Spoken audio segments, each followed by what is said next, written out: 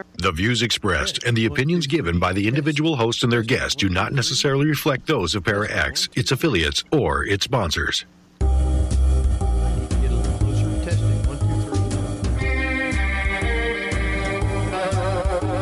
Step outside of your comfort zone.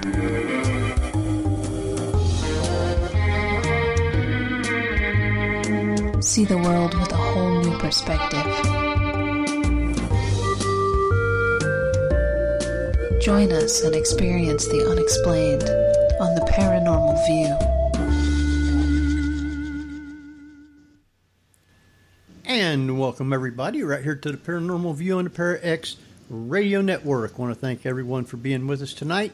Those here in the chat room and those listening from around the world, we appreciate each and every one of you.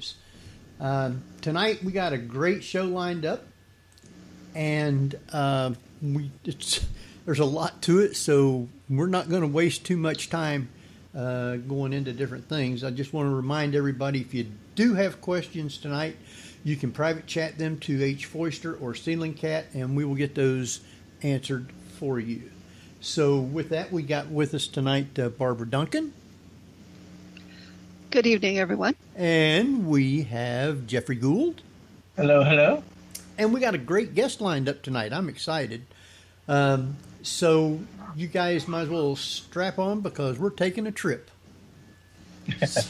So with tonight. Go ahead, Jeff. I was just going to say, a certified practitioner of regression hypnosis and quantum healing hypnosis techniques. Our guest tonight is Kathleen Marden, who's a leading ufologist who since 1990 has been researching UFOs and the perplexing nature of UFOs and their non-human entities associated with highly advanced aerial vehicles. Her research has extended to archival collection and the U.S. government's involvement in investigating UFO and its major studies. Her interest in UFOs and contact began in 1961 when her aunt and uncle, Betty and Barney Hill, had their famous close encounters and subsequent abduction in New Hampshire's White Mountains. She's spent 15 years in painstaking investigation of the Hill abduction case and continues to seek the scientific analysis of the compelling evidence. She's the author and collaborator of 5 books. Kathleen has worked on 3 comprehensive studies on nearly 5,000 experiencers, 2 of which she initiated and saw to the end. So welcome, Kathleen Marden with an M. Sorry. Oh, thank you. It's a pleasure to be with you this evening. I guess one of the main things, I mean, there's tons of stuff other than just this to talk about, but you did write the book or co-authored the book of Captured. Absolutely. It went into so much detail. I mean, it's told the story completely different than what most people just normally hear. I mean, you went into depth. Yes, and I wanted to separate fact from fiction. Back in the 1980s, I was reading newspaper articles, magazine articles, watching television shows that were telling the story of what happened to my aunt and uncle differently than I remembered it. And I thought, is it my memory or is somebody fabricating information? And so I just slowly and methodically began my research and investigation. I did as thorough an investigation on the case as I could, going along the close encounter route with my aunt time after time. I'd drive her up there from Portsmouth and then would return home the same day. I drove along there with my husband. My husband and I even took the trip that Betty and Barney took on in September of 1961 from Niagara Falls up through Toronto, stopping about 112 miles west of Montreal, spending a lovely afternoon in Montreal, and then driving on the same old roads that Betty and Barney drove on. They were the highways then. We didn't take the new highways. We wanted to follow this route precisely the way Betty and Barney did. See the things that they saw. Stop at the restaurants they stopped at. And that's what we did. And I think that I did the most thorough investigation I could. I interviewed Betty time and time again, playing devil's advocate. Eventually, she gave me her entire archival collection. I'm the executrix and trustee of her estate anyway, so I prepared an archival collection at the Milne Special Collections Library at the University of New Hampshire. Betty and I are both graduates from UNH, so the archival collection is there. I also have my own copy of everything, and I even interviewed the original investigators who were still alive. So I did a tremendous amount of research over many years, attempting to separate fact from fiction. I wanted to know if Betty's dreams were precisely the same as the hypnosis sessions that she and my uncle Barney had. So I transcribed the hypnosis sessions. And I wasn't a very good typist in those days. It took me a long time. But by the time I finished, I think I'd just about memorized their statements under hypnosis with Dr. Benjamin Simon. So we can get into all of that in greater detail, but I'm going to give you a chance to ask me some questions. All right. So you mentioned that she had an archive of the research that she was doing. Was it similar to Spielberg's Close Encounters, where at post-abduction it kind of became an obsession of trying to figure out what happened to her, and that she was doing her own research to try to figure it out? No, she really was not. That was not part of the collection. What was part of the collection is the original investigative reports, letters to and from scientists. There was information that I wasn't even aware of because it had remained confidential at the request of the scientists who took part in it. And I have chapters in Captured, the Betty and Barney Hill UFO experience, on that as well.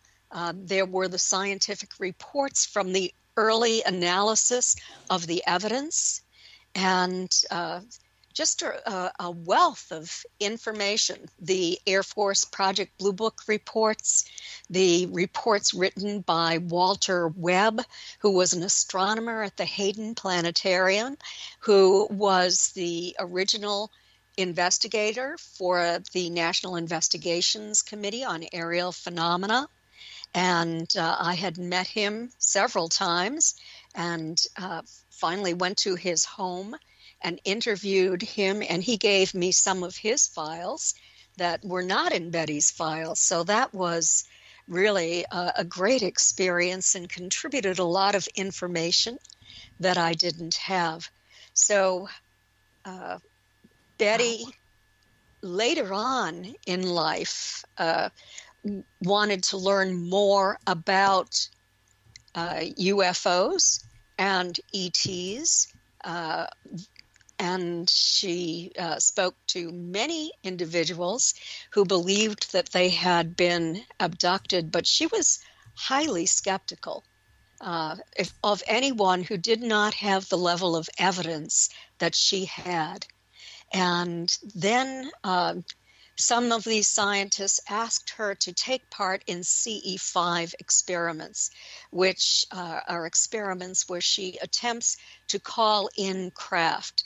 And she went a little bit overboard with that and continued to do it, and sometimes left the scene because she became frightened, but it's recorded in her notes that she believed she had seen a craft. She received a lot of criticism for that. I can tell you that. And it's all in the book. So she, on her own, went out and tried to communicate.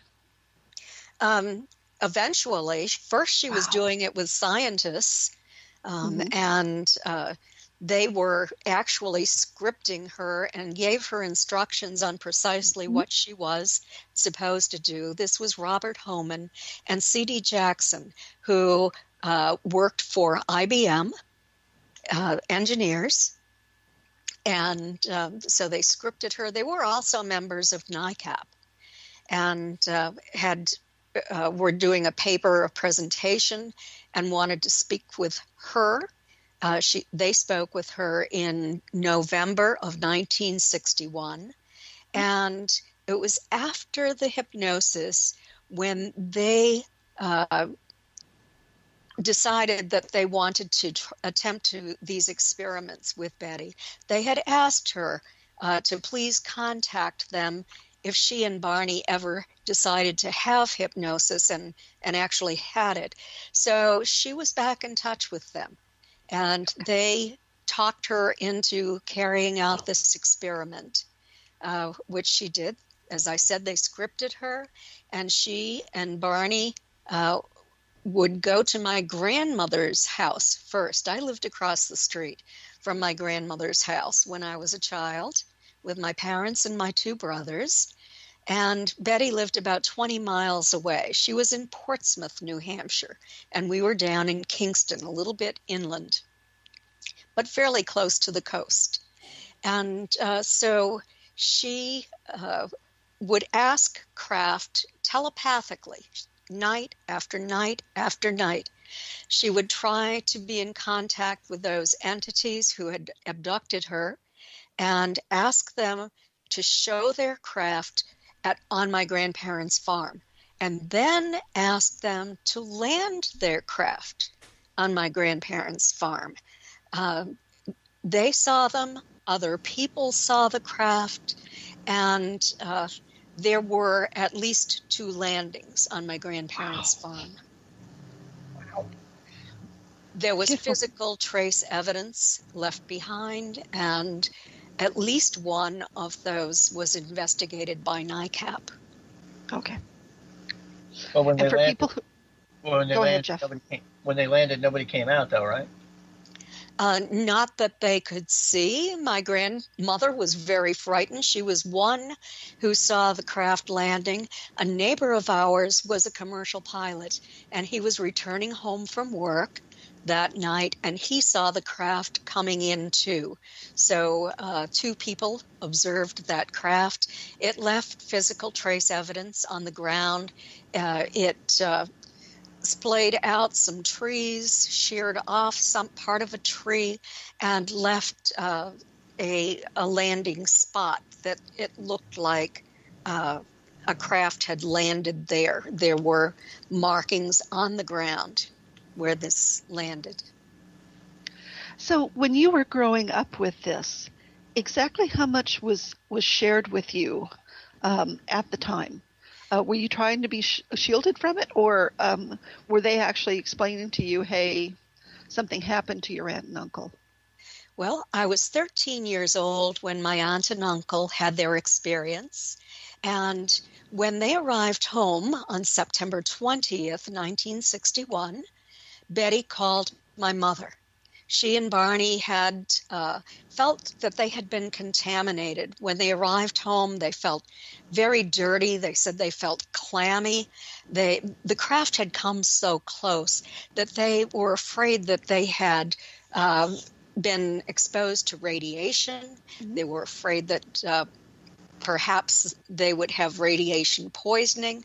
They took long showers to try to wash away anything that they might have been exposed to. And they sat down and they drew what they remembered observing that night.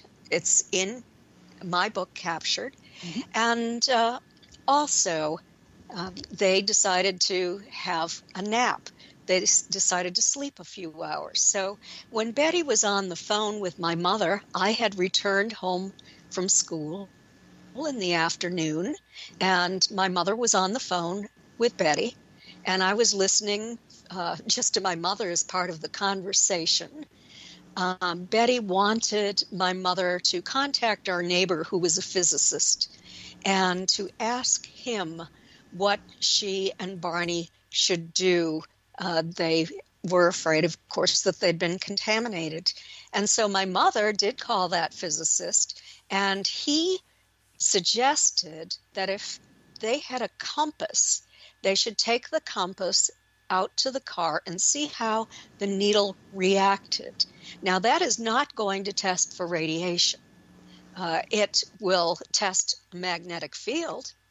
She did go out to the car, and she saw new shiny spots on the paint that hadn't been there the day before. And she placed the compass over those spots, and the needle whirled, indicating there was a magnetic field there. But when she moved the compass down to the side of the car, the needle just behaved normally, the way it should have. So she showed this to Barney. She showed it to the people who lived upstairs from them. Betty and Barney owned an apartment house and lived in it.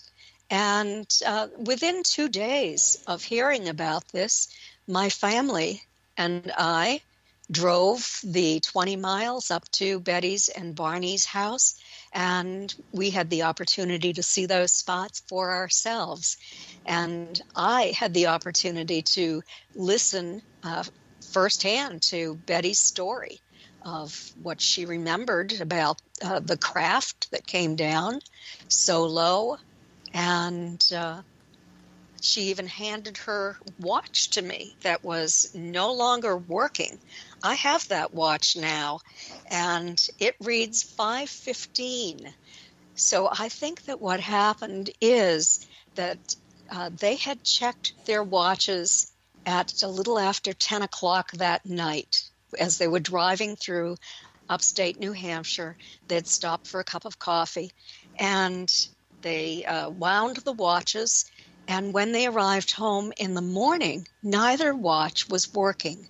So they wound them up and they set them to the time that it was when they arrived home.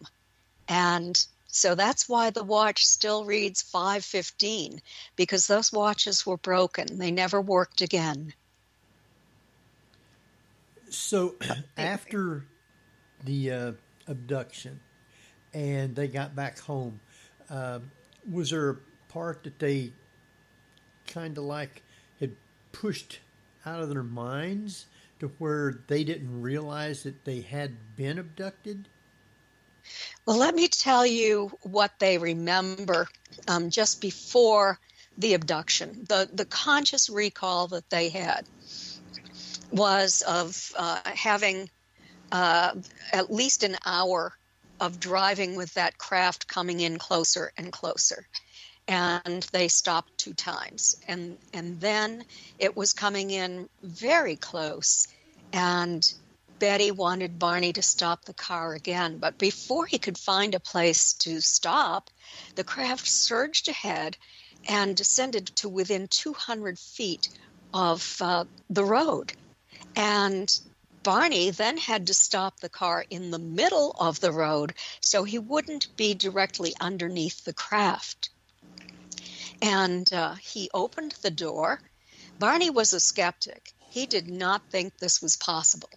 And he opened the door hoping that he was going to identify it as some kind of conventional aircraft. But there it was, like a big pancake, he said, hanging there silently in the air. And he stepped away from the car to get a better look. He had his binoculars to his eyes, and when he did, the craft shifted to an adjacent field and descended even lower to within 100 feet of Barney. He was still looking at it through binoculars. He walked toward it. He had the binoculars up to his eyes, and he was shaking his head, and he was saying, "I can't believe it. This is impossible. I can't believe it." And he'd take the binoculars down and shake his head, and still he'd put them up, and the craft was there. And through the binoculars, he saw what he remembered, never forgot, as figures dressed in black, shiny uniforms. And this was written, I know this is a fact because it was written in the report to the National Investigations Committee on Aerial Phenomena only a few days later. So as he's watching these non-human entities, he knew they were somehow not human, but he was so shocked that he had forgotten what their faces looked like. And so all but one turned in unison and walked to what appeared to be a panel on the back of a circular hallway around this craft. And he could now see them from the tops of their heads to their knees. And he saw arms go up. And when that occurred, little red lights started to slide out from each side. And that craft, I mean, it wasn't a rectangle or anything. It was an oval craft or a circular craft. But 2 lights came out. And then when that happened, something started to drop down out of the bottom of the craft. He thought it was a rope. Today we know it's not a rope. It is a kind of carrier beam that comes down a little bit at a time, and the entities come down on that beam and move the human up into the craft. So anyway, Barney at this point worried that they had a plan for him, and that plan was to capture him, he said, quote, like a bug in a net. And at that point, he became terrified. He pulled the binoculars away from his eyes and ran screaming back to the car, telling Betty that they had to get out of there or they were going to be captured. That's where the name of my book came from. As he was getting into the car door had been left open. As he was getting in, he noticed that the craft was now coming in his direction. He went speeding down the highway, trying to outrun the craft if it was indeed over the car. He told Betty to roll down her window and look up, and she did. But all she saw was blackness. Even though it was a bright light night, she was looking for the lights on the craft. She later realized that the craft was right over the car. And then, momentarily, she and Barney heard a series of code-like buzzing sounds striking the trunk of the vehicle.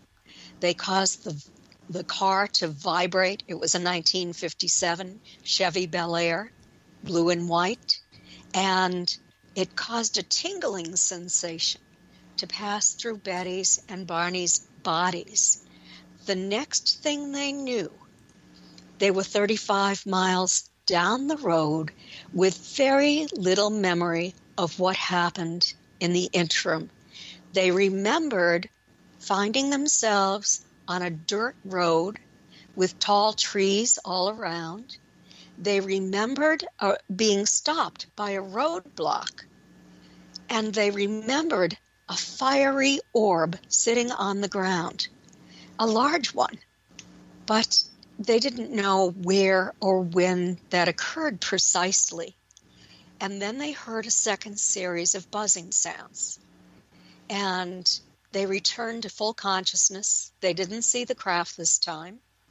And then Betty said to Barney, "Now do you believe in flying saucers, Barney?" And he said, "Oh, Betty, don't be ridiculous. I'll prove to you that I can make that sound with this car, that buzzing sound." And so he stopped the car and he drove it from one side of the road to the other, and he could not produce that sound. They drove on home. They were seeking human comfort. Barney was looking for a police officer. He wanted to report this. They wanted a cup of coffee if they could find a restaurant that was open, but nothing was open. And they just drove on home, anticipating an arrival sometime between 2 and 3 o'clock in the morning. As I said, the watch said 5:15. They arrived very close to 5:15 a.m. Wow. So you think the watch didn't stop until after they got home then? Oh no, the watch stopped. Oh, no. I think when the craft was over the car, and they were wind-up watches. So I think that the powerful magnetic energy from the craft, the magnetic field, caused those watches to spring. Sort of, there were springs inside of them. Mm-hmm. Wow. And it's fascinating, too, that you talk about the magnetic spotches that were on the car itself. The very fact that it could be so directed that it wouldn't shut out or corrupt the rest of the car and cause it not to function. Right. They finally did cause the car not to function, but that was revealed through hypnosis. When Betty and Barney arrived home, they remembered the part that I've already mentioned. But then there was evidence that something very strange had happened to them. Torn clothing, tops of Barney's shoes were so deeply scraped that he had to buy new shoes. The binocular strap was severed. All of these mysteries that they couldn't explain. And this really started to bother Barney. Betty was just very curious. She went to the Portsmouth Public Library and took out the first book she had ever read on the topic. And that is how she got the address for NICAP. In the book, there was an address and a request to write to them if anyone had a UFO sighting.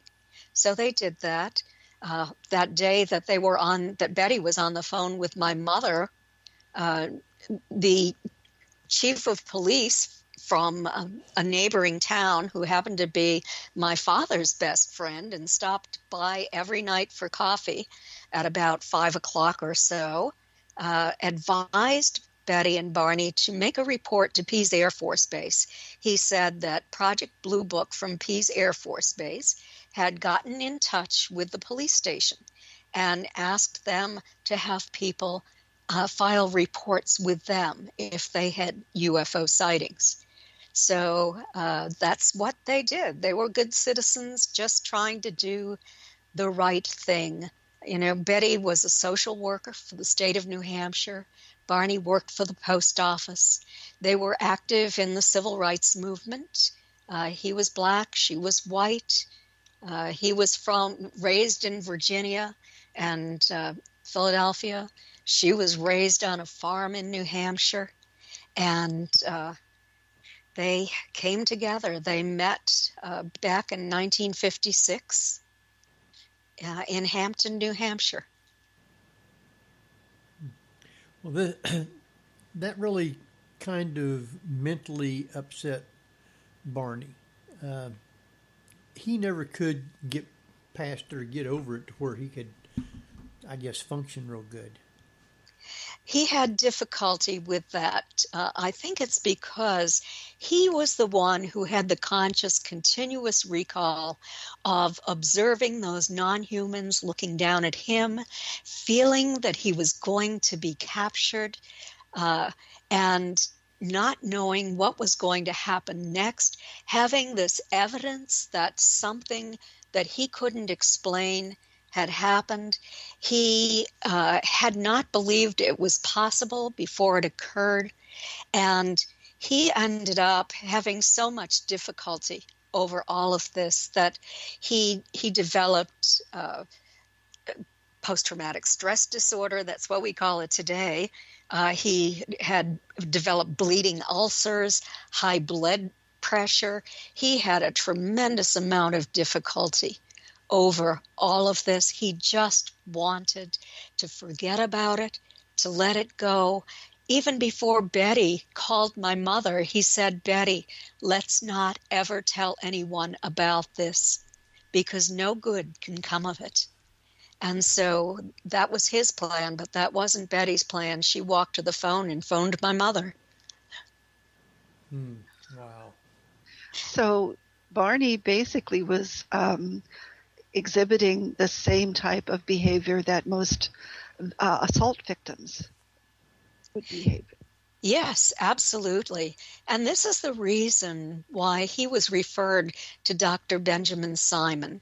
Dr. Simon was a neuropsychiatrist, and during World War II, he was a colonel in the Army, and he set up the psychiatric unit at the Mason General Hospital on Long Island.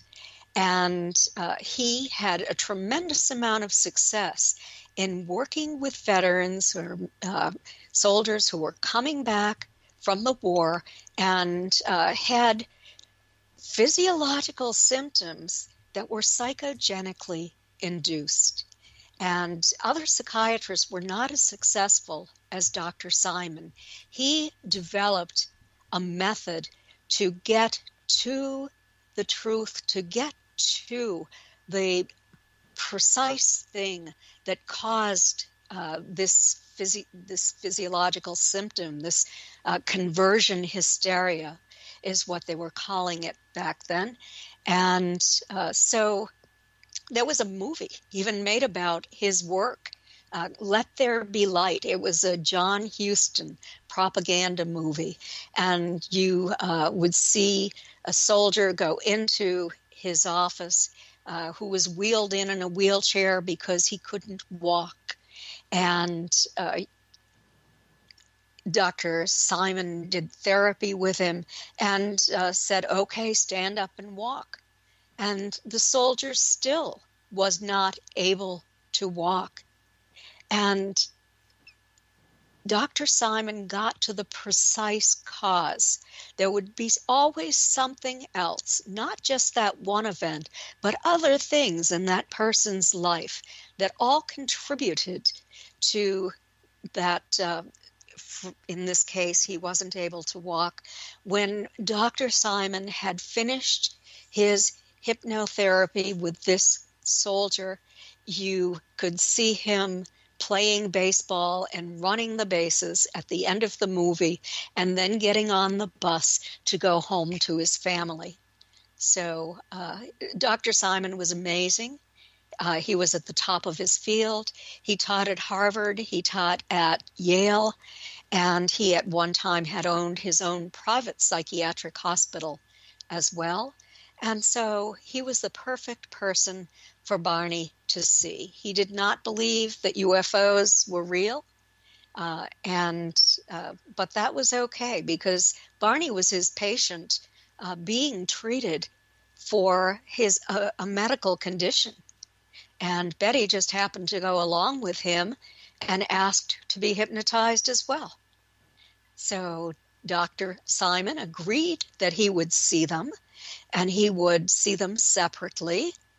One would wait in the waiting room, which was soundproof and had very loud music playing, while the other one was in Dr. Simon's office in deep hypnosis, reliving the events that occurred, dating all the way back to their decision to make this trip until after they arrived home from that trip and for the next day or two. And he saw them separately. He reinstated amnesia at the end of each session so that they could not speak to each other about what they had remembered and contaminate one another's information. He wanted the separate story from each of them. Wow. Now, I know that a lot of people that had been abducted apparently is re-abducted once, twice, 3 times. And had Barney and Betty ever been re-abducted that they would have known about? Well, Barney, I am not sure about.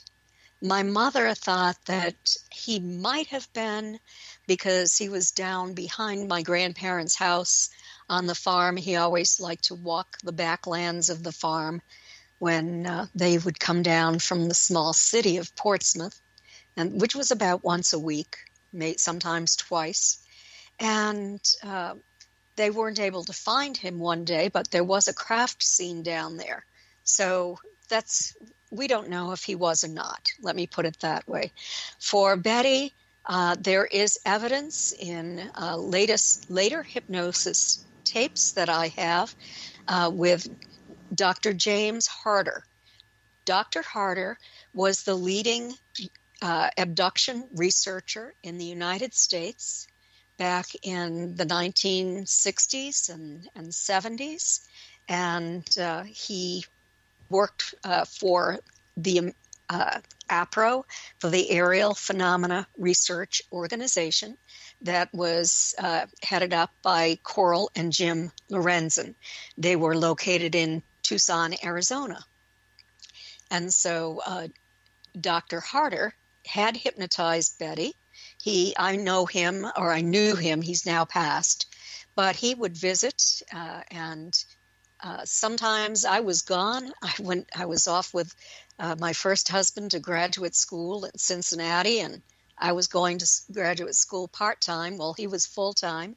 And then I was in Colorado after that, but I would travel back to New Hampshire frequently on vacation.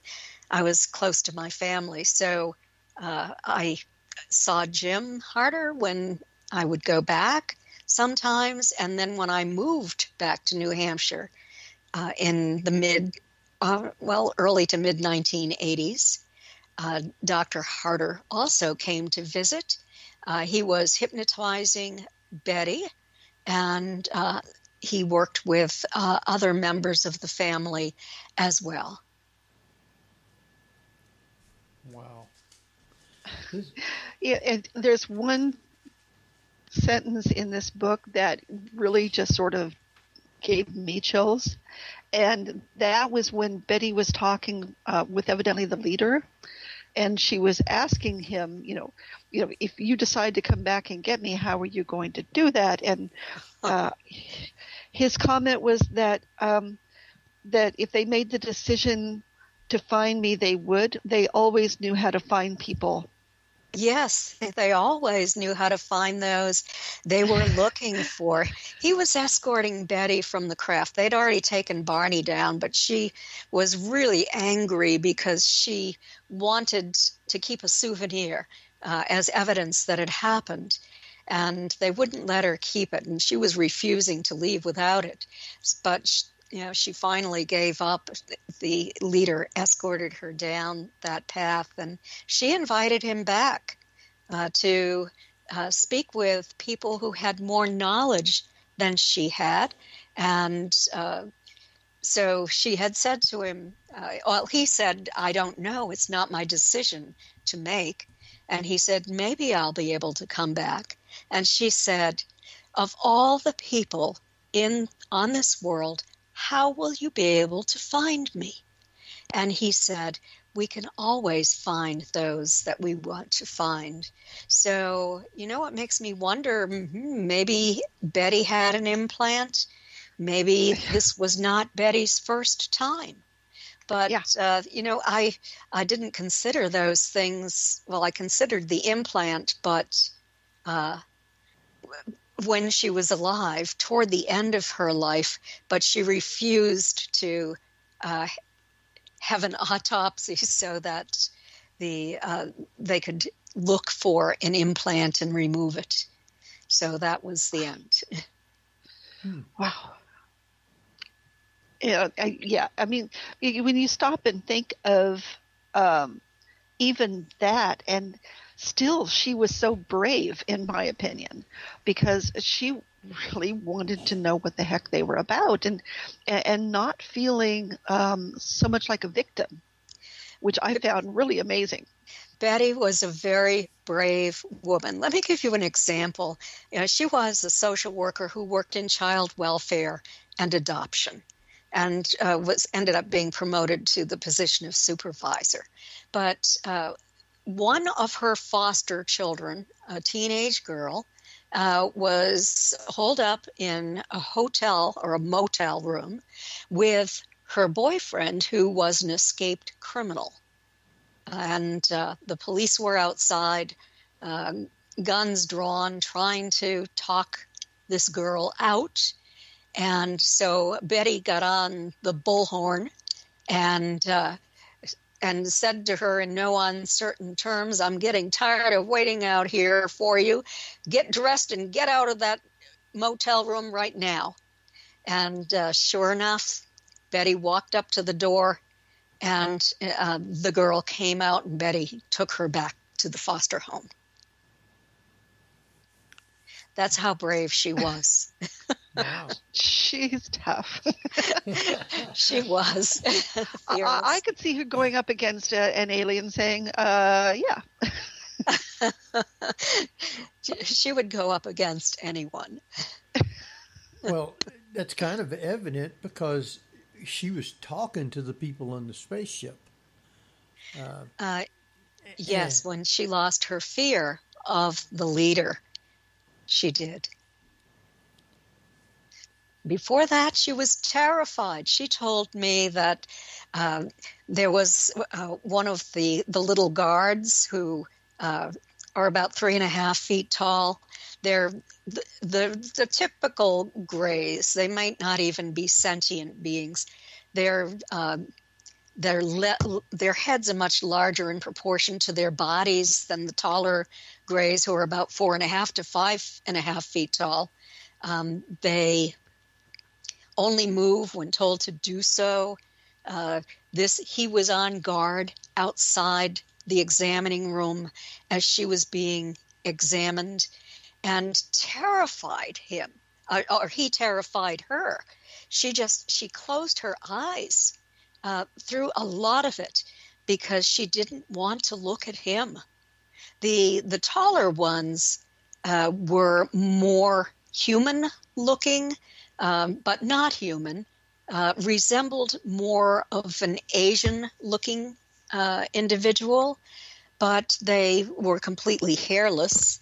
They did not have external ears.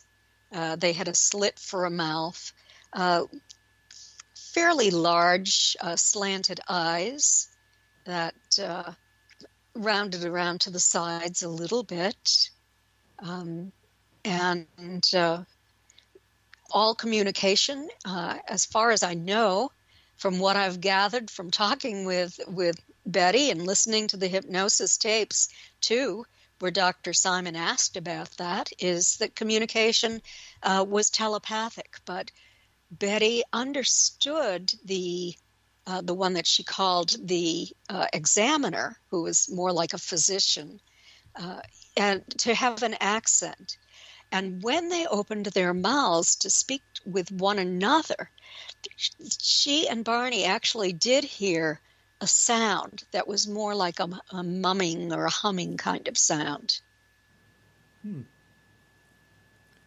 Which is probably the way that they really communicated. It's fascinating that somebody can come back and tell things like that. There has supposedly been all kinds of abductions, but not many people, I guess, are able to come back and describe things like the way that she has. Well, she didn't remember being on the craft and what happened there. I'm sorry if I didn't make that clear. They remembered everything that I said up until the time they arrived home, and after that, from the beginning of their trip. But the part that they didn't remember, that was sandwiched in between those conscious memories, was the part where they were abducted by these non-human entities, taken to craft. Barney's shoes were scraped when he felt like he was floating, but he felt like he was being supported, although he couldn't feel. He was so numb, he couldn't feel the hands supporting him.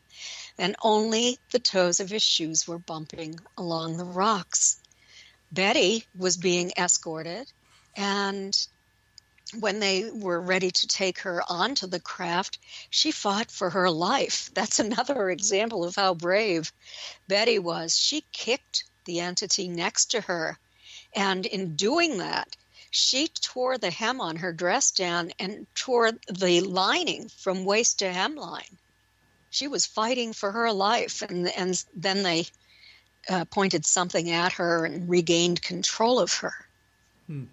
So, so what happened on the craft is what was revealed through hypnosis with Dr. Benjamin Simon. And Betty and Barney saw him for hypnosis sessions every Saturday for about 4 months. And then he saw them together, and he played the tapes back to each of them. Then that is when he did therapy to help them to integrate this information into their conscious minds and to be able to accept this emotionally and go on with their lives. Wow. You know, I guess a lot of people that are abducted goes through things like this. Yes, they do. Why do you think that the aliens are just over and over and over doing this to people? What are they looking for? Well, I have taken part as a researcher in 3 major studies on experiencers. The first study, we had a control group, 2, of people who were not experiencers. The second study was done with the Edgar Mitchell Free Foundation, and I am on their board of directors and also a research consultant with them. So I helped to write the questionnaire, experiencer questionnaire, and they had 3,200 people when the scientists who were involved evaluated and did a statistical analysis on the evidence. And then I did a 3-year study through MUFON's experiencer research team with Dr. Don C. Donderi. And Dr. Donderi was a psychologist, a research psychologist at McGill University in Montreal during his professional career. He has had a long-standing interest in UFOs and contact. And also I had Dr. Michael Austin Melton on the team. Craig Lang and also Denise Stoner were on the team who took part in this survey, writing it. I did, and Dr. Donderi and Stanton Friedman all did statistical analysis. And I wanted my work checked to make sure it was accurate. So they looked it all over for me. So why are people taken time and time again? Let's back up a little bit, because one of the things that we wanted to determine is, what is this generational? Does it run in families? And is it intergenerational? And we discovered that 50% of the experiencers overall, everyone who took part in the survey, said they were aware of other family members who had been taken, and 60% of the group of abductees. And that was determined through interviews and through Dr. Donderi, who administered and the American Personality Inventory. And that was developed to determine if a person had UFO abduction syndrome. So they had the knowledge and the emotional signature of having been abducted. And so 60% of the abductees were aware that this ran in their families. And why are they taken time and time again? 54% of our group had been taken 4 times that they were aware of. 24% remembered only 1 time, and 10% remembered more than 50 times. That's hard for me to believe that they were actually taken. that many times it could have been a mistake, or it could have been a visitation by negative entities and not ETs, negative interdimensionals. But yes, they're taken time periodically, and the information that we received on the open-ended questions, both through free, and through MUFON's experiencer survey, is that these entities are concerned about humans. They are doing studies. They're doing genetic studies. We know that they have had a hybridization program ongoing from probably the 1950s, from the cases that I have investigated. And they are looking for an upgrade in humanity. With the experiencers, they want to make certain changes in humans so that we will be less primitive, because they're extraordinarily concerned that we will have a nuclear war and there will be an environmental collapse. They say it's happened on other planets. They say that our technological development is out of sync with our spiritual growth. And they are attempting to raise spirituality among humans in order to try to save this planet, because they have told people that they have seen life end on other planets, terrible environmental collapses, and they don't want that to happen again. Major General John Alexander Samford was at the Pentagon in 1952. And he called a press conference. This was the largest press conference since the end of World War II. And he and others spoke to people all across the United States who were so interested in the UFOs seen over Washington in July of 1952. And Major General Samford began his speech with a statement. And what he said is, these phenomena date back to biblical times.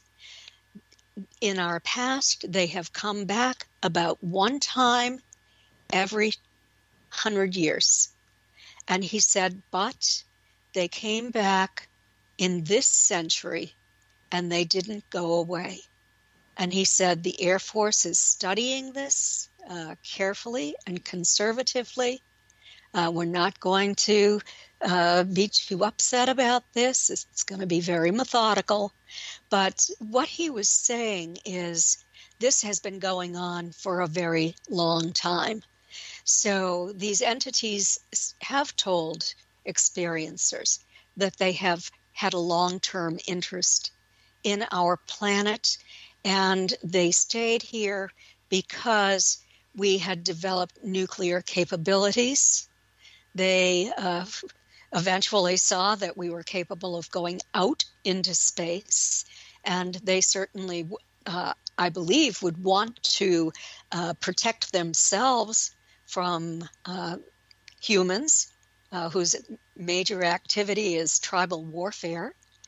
We killed nearly 200 million of our own kind during the 20th century in major and minor wars and the starvation that came with the wars. So they have seen a lot occurring on our planet. They're generally around watching and sometimes intervening in wars that we've been involved in. They were in Vietnam. They've been in the Middle East. And so they have a real interest and worry in human behavior. So in your estimation, when people tell you that they have seen grays or other types of extraterrestrials, is it an indication that they have been abducted, or is it sometimes just random sightings? Well, there are some individuals who have seen the non-humans through the windows of craft and who believed they had not been abducted, but did not want to explore that any further. So let me throw in that little caveat. But for the most part, if a craft comes within 500 feet or less away from an individual, it's generally there to pick them up. We asked, have you observed craft at 500 feet or less among the experiencers overall? They said it was 65%. Among the abductee group, 70%. And this carried through to their families too. The families had observed these craft. Wow. What we have discovered in our study is, and it agrees with the academic research that has been done on experiencers, particularly the Omega 1 and 2 studies that were done at the University of Connecticut.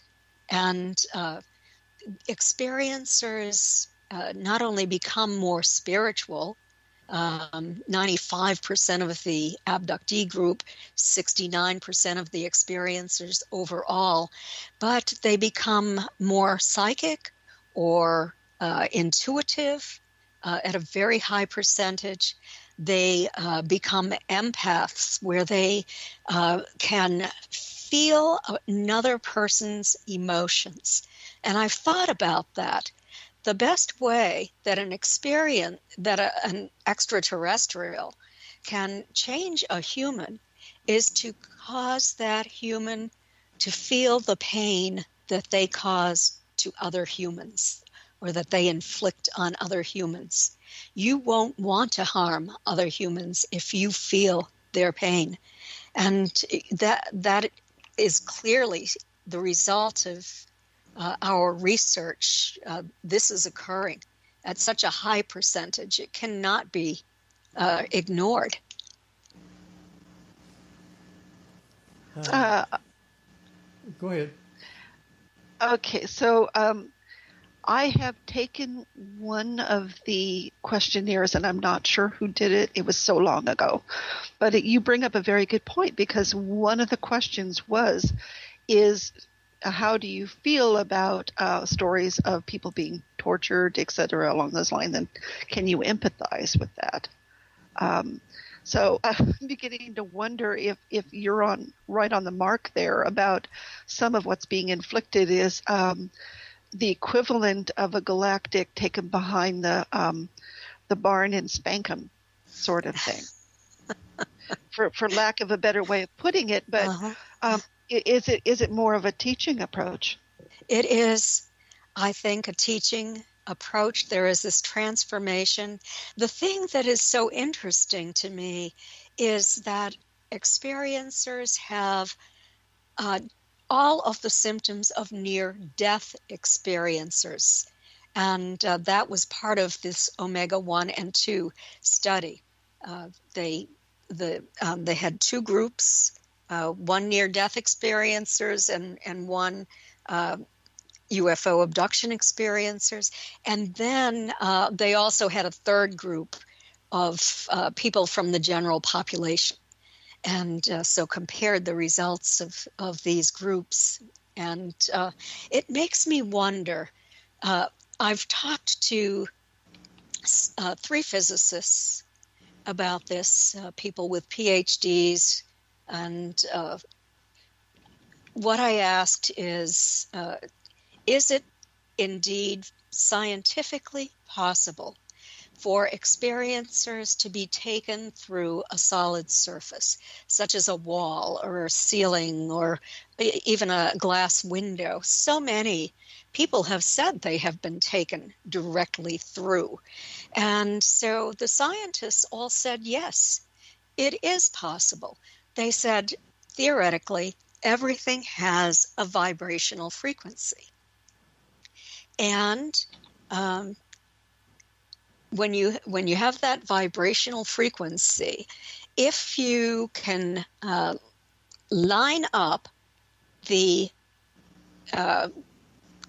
frequency and the mode, then atoms can interpenetrate. So in so many of the early hypnosis sessions that were carried out, the experiencers, when they were taken into this beam, felt as if they were coming apart.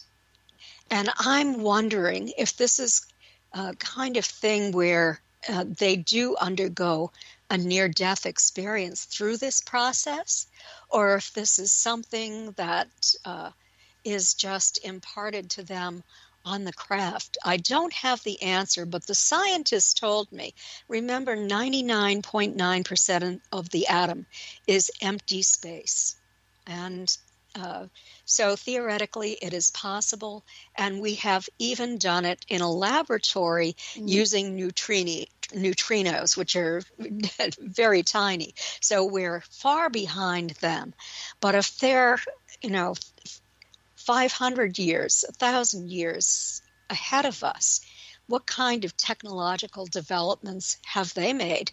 Well, they've certainly learned how to get here, and I don't think that they're coming over generations. I think that they have developed methodology where they can bend space or travel through wormholes. Wow. All right, we're going to go ahead and take us a quick break, be about 6-7 minutes, something like that. So give you time to stretch your legs. And Kathleen, just remember your mic will be live. Just either mute your mic or don't say anything. You'll hear when we come back on. With that, Jeff, you still with us? Yep. Oh, yeah. Well, I dropped off a couple of times, but, Well, why don't you take us out then? Well, you're listening to the Paranormal View on para-x.com with hosts Henry Foister, ceiling cat Barbara Duncan, and myself, Jeffrey Gould, with tonight's guest, Kathleen Marden. So stay tuned for more of the Paranormal View after the break. Whether you're listening at home, at work, or anywhere, thanks for making Para-X part of your day. Your source for everything paranormal. Para-X. And welcome back, everybody, right here to the Paranormal View on the Para-X Radio Network. I want to thank everyone for being with us tonight. Hope you are enjoying the show. Tonight we have with us Barbara Duncan. Good evening, everyone. And we have Jeffrey Gould. Hello. And speaking of listeners from around the world, where do we have listeners tonight? Henry, tonight they're listening in from the United States, the United Kingdom, Canada, Poland, Puerto Rico, Spain, Belgium, Thailand, Australia just popped in, and our little friend from the unknown. All right. Well, we got a lot tonight then. Yeah. And no wonder we have a great guest tonight. We have Kathleen Marden with us. And I'm happy to be with you. Well, I am glad you are here. Very interesting. I've got some questions already from the chat room. And okay. This one here is from Tabby Cat. And she wanted to know, do you think that making films such as Fire in the Sky hurts or lends more credibility to abductions like what happened to Travis Walton? Well, I know that Travis was very unhappy with that movie because they turned it into a horror movie. And so it causes people to become terrified of the non-human visitors. And, I know that some of them have a bad reputation, They're not very nice to humans, but the majority are not that way. And when it is portrayed as a horror story in the media, it makes a lot of money. Fear sells. But the impact that has on the population is to be terrified if they see a UFO, and terrified that they're going to be picked up by a UFO. They're probably not, because these entities pretty much have the people that they're working with, and they've been working with generations of abductees, contactees, whatever you want to call them, experiencers, for generations. So, I thought we dropped you there. No. I'm looking at a statistic here. One of the things that we asked is, what was the demeanor of the entities? Were they businesslike? Were they kind? Were they, evil, hostile, that sort of thing? Well, 65% of the abductees said that they were businesslike, 48% of the experiencers. But less than 6% said that they were hostile or sadistic. So, it's unfortunate that there is a small percentage, but that appears to be the focus of the television movie media. Wow. Well, I had another question, and it was about the star map. Mm-hmm. When I guess they give her the star map, but she didn't remember it until it was under hypnosis. Oh, it was on the wall. She's seen it on the wall. What happened? Let me explain. Because there are so many false stories out there that people become confused. So I'll tell you what really happened. After Betty's examination was finished, she began to trust the leader because the examiner had done something to her that caused pain. And the leader took her pain away. So the examiner went in to examine Barney. There was only one on the craft, but, they were all set up to do these exams. And so Betty decided that she would speak with the leader. And she said to him, "Well, I know you're not from around here. Where's your home port?" And so he produced this three-dimensional star map. She's described it as like looking out a window. Later on, she said it might have been a hologram, but when she saw it, we didn't even have holograms. And and she did have a dream too. One of those 5 dreams that started 10 days after the experience. She had only 5, and some of those dreams were things she remembered. Some of the dreams were things she hadn't remembered. But in the dream, the entities didn't look like the ones I've described. They had black hair and looked very human and were wearing blue cadet uniforms, so totally different.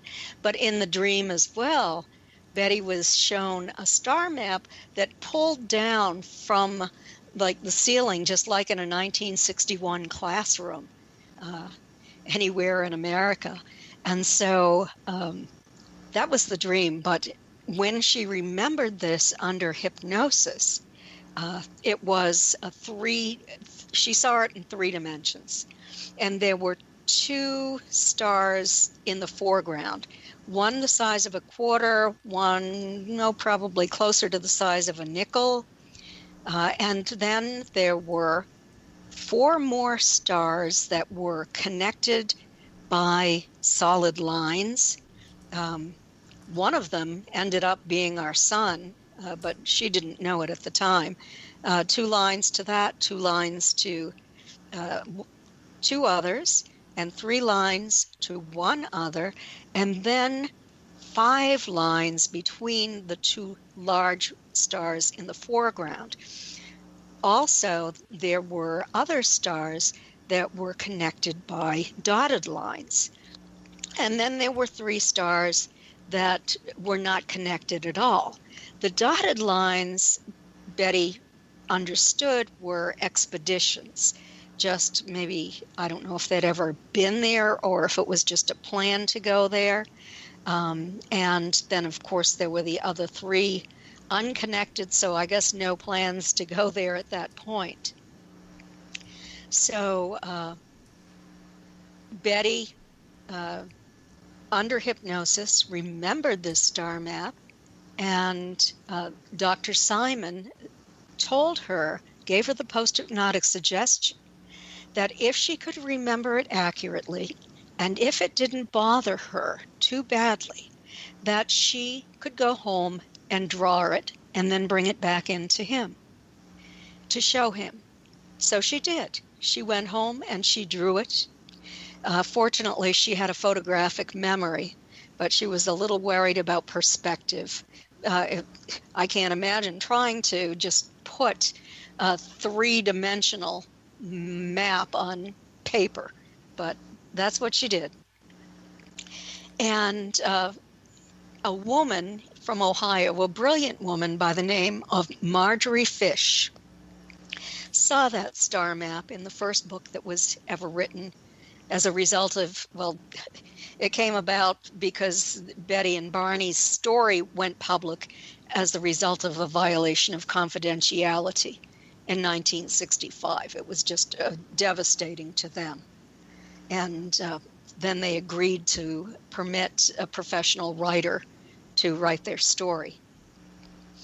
And so that map was in that book. Marjorie Fish purchased the book, saw the map, and she was an amateur astronomer. So she wondered that if this star system, these stars, are somewhere in our local galactic neighborhood, out 54 light years from our sun, would she be able to find them?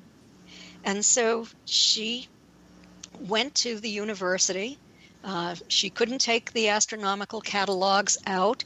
She had to sit and copy the distance data by hand and all of the characteristics of those stars as well as the distance data. And then she would take the distance data home, and using beads of various sizes and colors and monofilament line and a 3-dimensional frame, she constructed star maps in all directions from our sun, out 54 light years. In all, she constructed 14 over 4 years, and she still didn't have a match. So in the interim, while she was doing this, she was talking to Betty, writing to Betty, going to New Hampshire from Ohio to visit Betty and interview her. So she finally went to the university again in 1972, and a new astronomical catalog had been released. And there was new distance data because our astronomers were able to more precisely estimate the data, the distance data between the sun and those stars. And so Marjorie Fish used all of the new information in those new catalogs and went back and rearranged some of the stars with the new distance data, and then put 3 stars on that hadn't been there in the first attempt, the first 13 or 14 attempts. They were now known to be within 54 light years of our sun. And she had a match. So the next problem was, how was she going to find anyone who, any scientist who would vet her work?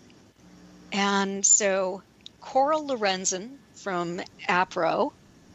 I mentioned that earlier, the Aerial Phenomena Research Organization, got in touch with Stanton Friedman. He was a member of that group, and she asked him if he was going to leave from California and go to Ohio to speak. At that time, he had just begun speaking, and he was about finished with his work as a nuclear physicist. And so Stanton agreed to meet with Marjorie. And when he went to Ohio to lecture, he stopped by, he interviewed her. He told me that he was very impressed with Marjorie, that he felt that she was more comfortable speaking with scientists than to the general population. And as a result of the conversation and the models that she showed him, the meticulous work that she had done, he said that he would find scientists to vet her work. And he did. One of those scientists was Dr. Alan Hynek. And he was the astronomical consultant for Project Blue Book, who then later went on to form the Center for UFO Studies and was teaching as an astronomy professor at Northwestern University and was the director of the observatory there. And so he and Stanton and Marjorie took her model and explained the work to him.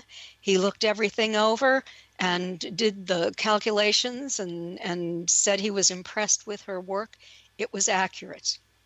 Another one, a little bit later, was from the Ohio State University. And his name was Walter Mitchell.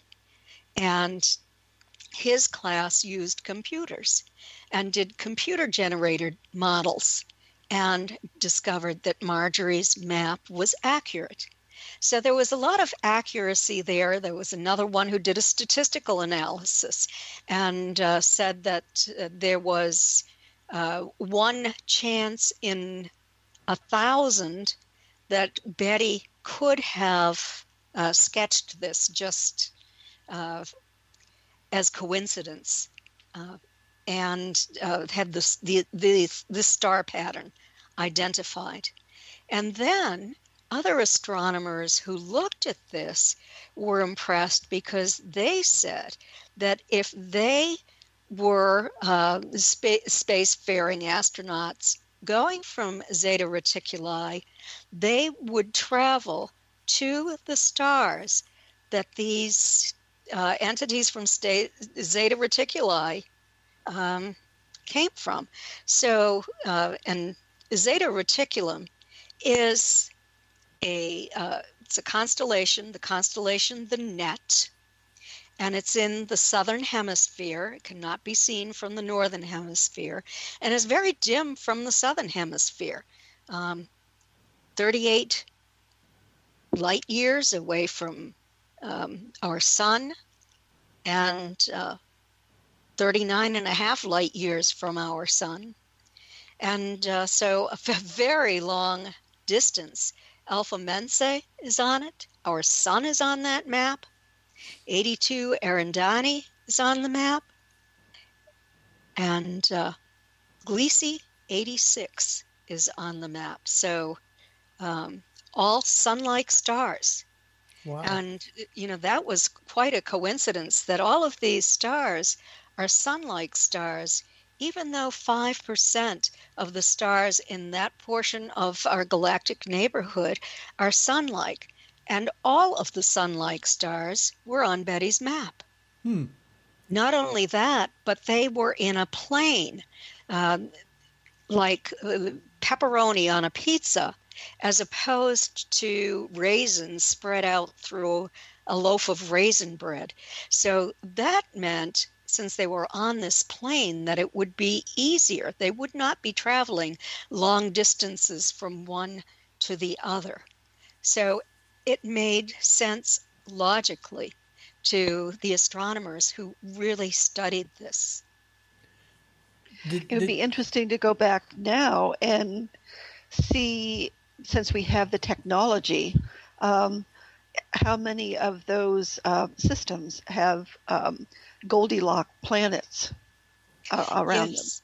Absolutely. And in the 60th anniversary edition of my book, Captured, the Betty and Barney Hill UFO Experience with Stanton Friedman, the late great Stanton Friedman, that is going to be released soon.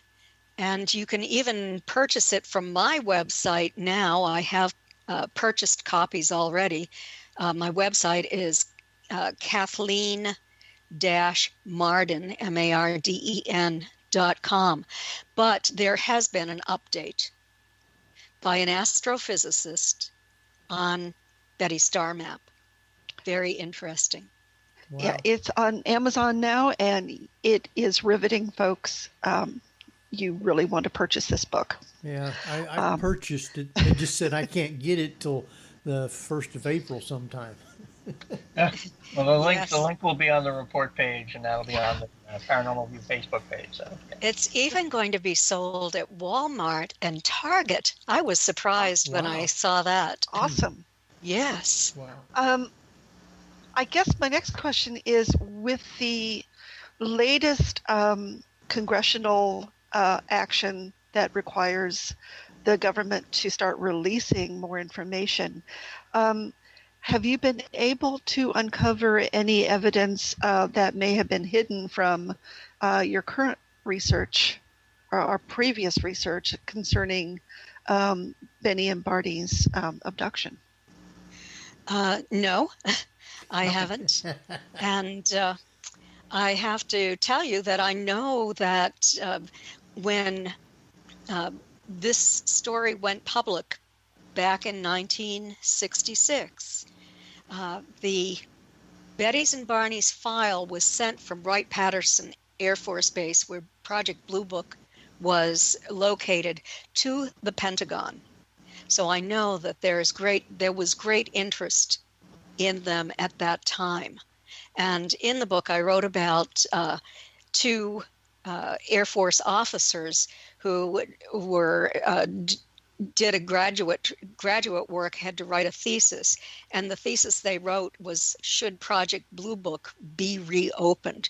And they discussed the case, and they had information that I was, and no one else was able to find. So, and that is in my book, Captured, as well. So you'll be able to read that there. But fascinating. It's a fascinating case.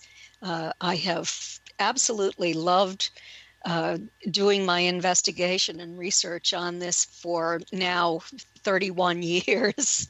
And there is an update of the new scientific analyses of the evidence, as well as science has moved along, as our technological development has moved along. There have been new discoveries on that dress, and because I can't tell you what they are, you have to buy the book to read that chapter. Well, I will soon. Well, I hope it arrives soon. Now, did they happen to tell her roughly maybe how long it took them to travel from these places to here? No. All the leader said to her is, do you know where you are on this map? And she said, no, I know nothing about the universe. And he said to her, if you don't know where you are, how can I tell you where I am? Which I thought was pretty deceptive. He could have just said, this is your sun. You're on one of the planets revolving around the sun, and this is where we're from. But he didn't bother with that. He just put that map away. No. Wow. Didn't she make a comment? Yeah, that always drove me a little nuts. All I could think of is, they just need a little "you are here" tag on it. Well, didn't Betty make a comment about she thought that the leader thought she was stupid? No, she did not. She never said that to me. they were interested in what she had to say, but he didn't tell her she was stupid because she didn't know where. No, they didn't insult her. Yeah, I always thought it was a case of, if she had no frame of reference, it would be pointless to try and explain it. Yes. Yeah, well, true. Mm-hmm. All right. But he could have. Yes, but he could have pointed that out. Oh, well, yeah. And he decided not to. Well, he just thought she was a muggle, so there you go. Well, I guess it's a question of where they think that humans are in the evolutive development, whether or not they wanted to give away where they think they're from, just in case. We did have some sort of big explosion of technology and could finally find them. Better to not know. Stanton Friedman always used to say they want to quarantine us. So, maybe that was why. That's possible. Yeah. They didn't tell Betty. All right. All I can do is tell the people to buy this book. It is an excellent book. And if you buy the newer one, has all this other extra added information in it and the expanded version. So the book is captured. Now I want to talk a little bit about Kathleen. You have also been abducted. Why don't you tell us a little bit about this? Well, I don't enjoy talking about it, but I can tell you that when my grandparents had that craft land in their yard, it landed within 200 feet of my childhood home.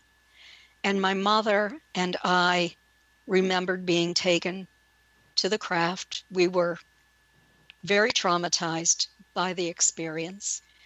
Dr. James Harder worked with both of us, hypnotized us. And so I really did have post-traumatic stress disorder for many years because periodically I would be taken again, and I had memories. I had conscious recall of part of it, and I was awake when it happened, when I remembered it, and I had a really difficult time overcoming that.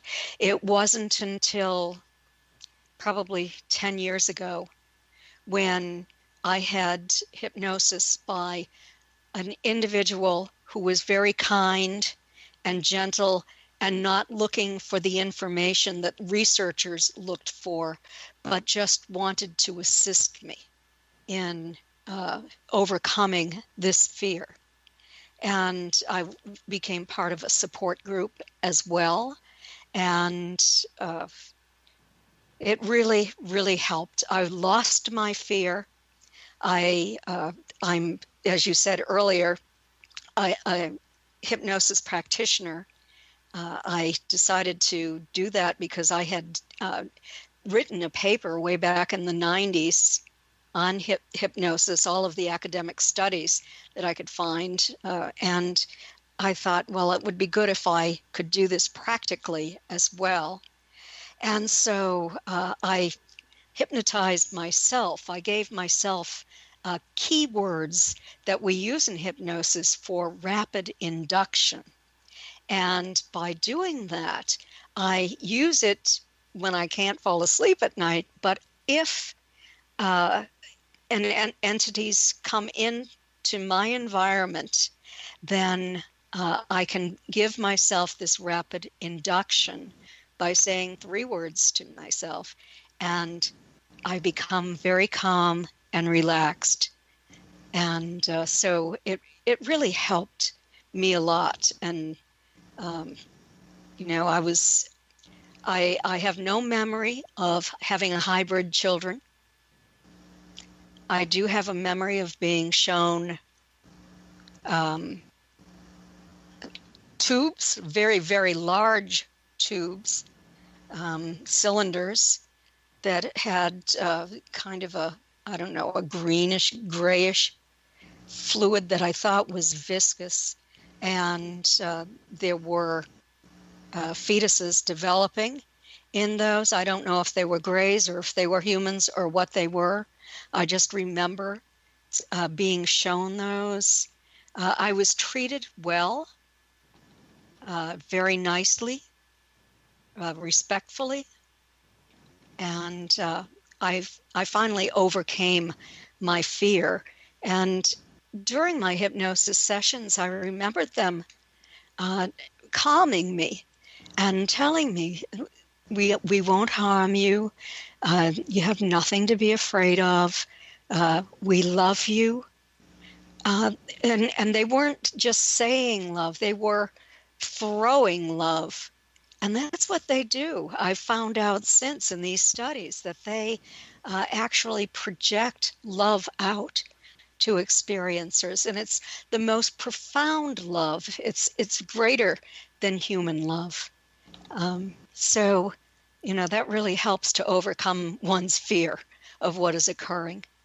So why do you think aliens keep abducting people and I'll say testing on them? Well, I know for one thing, they take the core samples, the little punch biopsy type samples. They say that they're doing this to test the human body for toxicity. That's one thing they told me way back when I lived in Kingston, New Hampshire, and I was 17 years old, and I was taken with my mother. And it makes sense to me now because I grew up just downstream, less than a mile away from what ended up being a Superfund site. There were neurotoxins leaching into the lake near my house and into the well water of the people who lived there. All of the children were born with learning disabilities. And I was close to 2 nuclear installations, Pease Air Force Base and also the Portsmouth Naval Shipyard that was building nuclear submarines.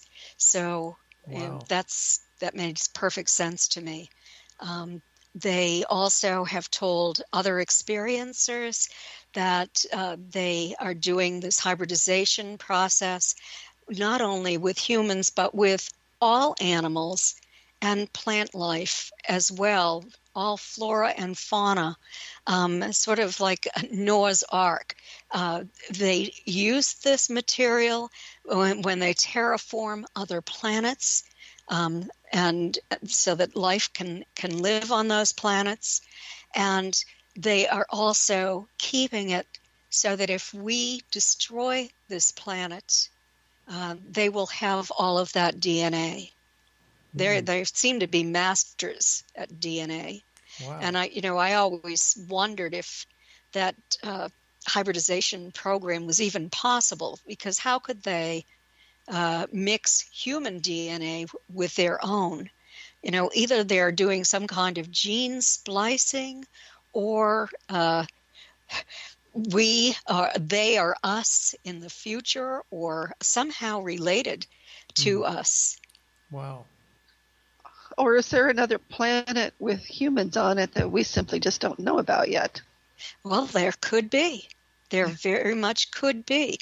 I've worked on a case that I found incredibly interesting because it was 3 people who were taken, and along with being taken, they were there doing research as paranormal researchers with all kinds of cameras and equipment and a motion picture camera. And craft came in, and it was next to the moon, and they saw it coming in fast, and they were trying to communicate with it. It was kind of a CE5 experiment. And the next thing they knew, the things that they were holding in their hands were no longer there. They were reeling back and forth and feeling nauseated. They went into the experiencer's house, and his wife was there and said, "Where have you been? I've been looking for you, and you weren't there." And they were amazed that it was now 1 o'clock in the morning. They were missing nearly 2 hours time. And long story short, 2 of those experiencers met up with human types on that craft and were informed that they had once lived on our planet hundreds of thousands of years ago, that there had been an environmental collapse here, and that they had the technology to move on. Very few did. The others most people had to stay here and die, or except for those who maybe were not affected by the environmental collapse, and there was still vegetation and animals. But these humans went on. They found a planet, they said, that is in twilight most of the time, but they were able to settle there, and they just come back to our planet to check on our development periodically. They don't take anything from us, they said, but they were us at one time on this planet. So when you say humanoids, you mean like Nordics? They looked very much like Nordics. They had kind of light brown hair, long hair. Yeah. They were wearing a certain chevron emblem on their uniforms. There were men and women. Pardon me? I said I didn't know they had corporate sponsors. Sorry.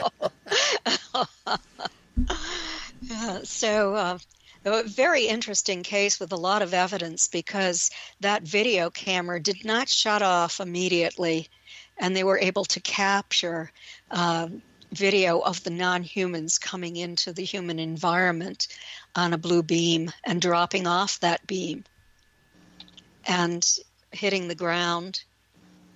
Wow. Pretty amazing. Very amazing. That would be interesting, I guess, and to think about stuff like that. Yes.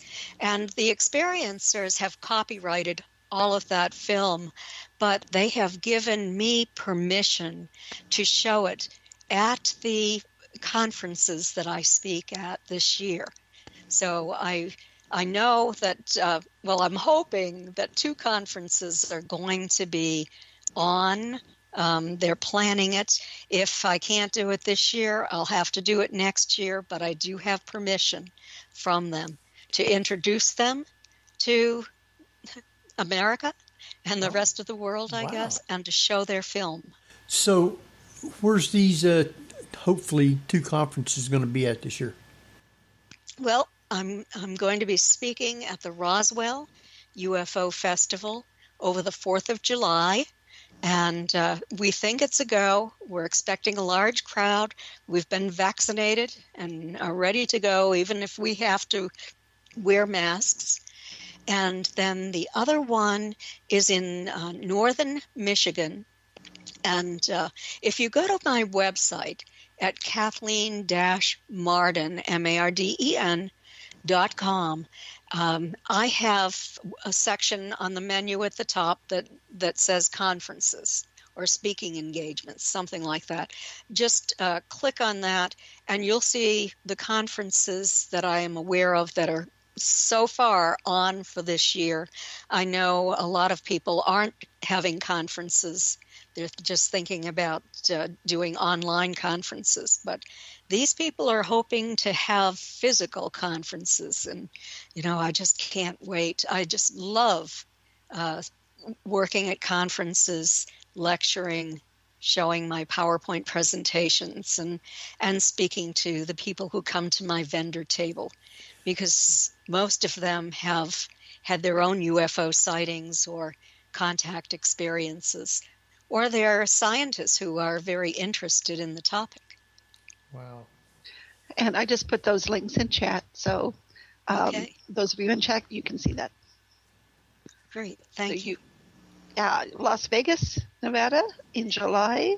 Well, the MUFON was planning one at Las Vegas, and but it isn't on MUFON's website anymore. So I don't know what's going on. I looked at the website today, and it wasn't there. And so I guess stay tuned. Well, I think Thomas, I think I had MUFON up there, but I just heard that they had taken it down. So maybe it's on and maybe it's not. I don't plan on going there this year because I'm not a speaker, and so I would, have to pay. And since I haven't been working, I can't do hypnosis sessions. I can't speak at conferences. My income is pretty much gone, except for the television shows that I've been on. I know what you mean there. That's for sure. I also do paranormal investigations, and I get to go to places and do my show live and stuff like that. And I haven't done anything since 2019. I think the last one we did was in Gettysburg in 2019. That's been it. Yes, and the last live conference that I did was in 2019. Yeah. And every one of them was canceled for 2020. Yeah. And unfortunately, I did speak at 3 virtual conferences online. But that was it. Wow. I didn't even know they had those. I had my own in July. Well, I know more about it now.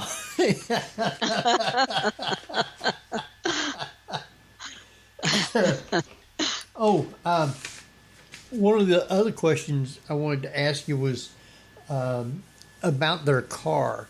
That there was a spot on there that become like magnetized to where if you put something there, the compass would just spin wildly. Did they keep their car for a long time, or did they get it refixed, or whatever happened to that car? Betty's daughter and her husband were being transferred from Pease Air Force Base to another Air Force base. They purchased the car from Betty when Betty bought a new car. And then they ended up selling it when they purchased a new car. No one has ever been able to trace what happened to that car. And I have to tell you, I have been contacted by so many classic car enthusiasts who would love to get their hands on that car, but we've never been able to find it. Wow. A 57 Chevy? Yeah, a lot of people would. Mm-hmm. Oh, yes. Very popular. Wow. Especially one that, with its reputation. Yes, absolutely. It would probably be worth a lot of money, but I have a feeling that it's probably been in a scrapyard somewhere. But you have to, it would make a very interesting study just to see the long-term effects of extraterrestrial technology affecting human technology. I'm assimilating that there is a similar chemical makeup with the same metals, the same gemstones, the same elements that are all over the universe, but how they've managed to manipulate it would be fascinating. Yes, their metamaterials are fascinating. Well, the fact that go ahead. There was so much on her dress that also stayed in the dress, but simply didn't affect it. It seemed like. Well, it did pit the dress. It did pit it. Okay. Yes, it did pit it, and so there has been many analyses on the pink part of her dress as compared to the blue part of her dress. The pink part was the part that something grew on, and it has undergone scientific analysis 8 or 10 times now. The dress is now housed at the University of New Hampshire archival collection. And so just recently, scientists have done analysis on the dress and have new findings that are in the new book, the 60th anniversary edition, as well. And so get that so you can read it. You can read it. It's fascinating. But with that pink powder, I spoke with one scientist who was very interested. He was a PhD plant scientist. And he said to me, I know what happened to that dress. And he said it was sterilized. They used some kind of sterilization agent on that dress, and it killed all of the bacteria and viruses, anything that was on it. And the extraterrestrials transferred from their hands the yeast, he thinks it's yeast, onto the dress when they wrapped their very long fingers around her shoulders and under her arms to escort her. And when they removed the dress, it dropped to the floor. So the hem area is heavily saturated with that pink powdery substance, and and the sleeves of the dress, the bodice area around her waist is not saturated at all. It's just blue. So, but he thinks that yeast grew on it and then died when its life cycle was over. There was nothing more to feed on, and that it was transferred from these entities. And by coincidence, their dog Delcy developed a fungus infection on her back. After that, she was with them in the car, and she was a little dachshund. And Barney's clothing was sent to the dry cleaners immediately. He was wearing a suit, tie, shirt, and so it didn't develop a pink powdery substance. By the time they unzipped his fly, they knew how to unzip a zipper. They'd already destroyed Betty's, so she showed them how. That's funny. No, I find that forensically it's perfect, because you explained it now as to how the dress came off and landed. It would make complete forensic sense why there's nothing on the bodice but on the hem and the Yes. And other scientists agree that they believe that. And Phyllis Budinger from Ohio is an analytical chemist. She has a master's degree in chemistry and worked for BP Amoco, formerly Standard Oil, for 30 years, I believe it was. And Phyllis did an extensive analysis on Betty's dress and said at the end that Betty's statements about what happened with the dress were consistent with Phyllis's findings on the dress. And, of course, she also did a spectroscopic analysis and believes that there is some kind of a fungus, biological substance that deposited on that dress. And I guess it's impossible to identify precisely what it is now, but very interesting nevertheless. So, just real quick, because we're running out of time, did they leave the dog in the car, or did the dog go with them on the spaceship? Well, Betty and Barney didn't see the dog on the craft. And the dog was in the car when Barney reached the car. And so Betty and Barney thought that she was left in the car. Wow. Pretty interesting, though. Abductions are oddly enough, can be very protective and aggressive that way. So the possibility you're like, okay, we're going to leave that one alone. I don't know if Delcy would have been like that or not, but, they could have paralyzed her, or she may have tried to run out of the car, and they could have picked her up and stroked her and put her back in. That could be how she developed that fungus infection, but we'll never know because she was a new dog to Betty and Barney. They didn't know if she'd ever had a fungus infection prior to that time. Other than Barney and Betty Hill, what is one of the other lesser known but a really good case that you had to investigate? Well, aside from the one that I talked about with the people who caught the entities on camera, I have, Denise Stoner is one. There's a woman whose case I investigated when I lived in New Hampshire that I wrote about in the Alien Abduction Files. It's another one of my books with Denise. She wrote about her own take on her experience as well in that book.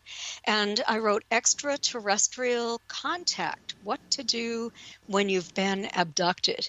And I talked about a few of my other fascinating cases, ranging from very benevolent to very evil, you might say. Not Wow. Benevolent at all. Wow.